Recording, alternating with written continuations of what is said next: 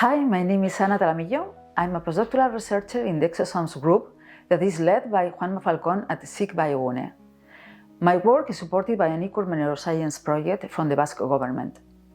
The laboratory is focused on the integral characterization and functional analysis of exosomes that are small extracellular vesicles secreted by all cells.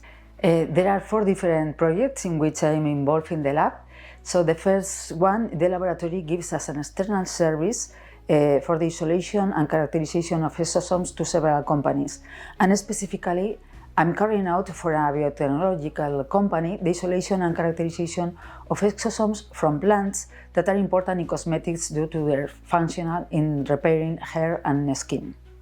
Second, it is well known that exosomes are important mediators in intercellular and interorgan communication. However, the function in organism homeostasis is still unknown.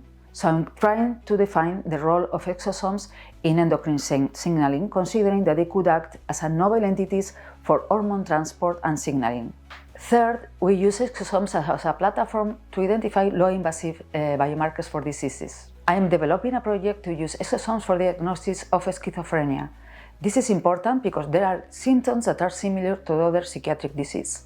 So we are trying to isolate brain-derived exosomes from the plasma of healthy and schizophrenic patients, with the idea to identify non-invasive biomarkers that could as well predict the progression of the disease. And in the last project, we studied the functional role of exosomes in metabolism in normal and pathological conditions.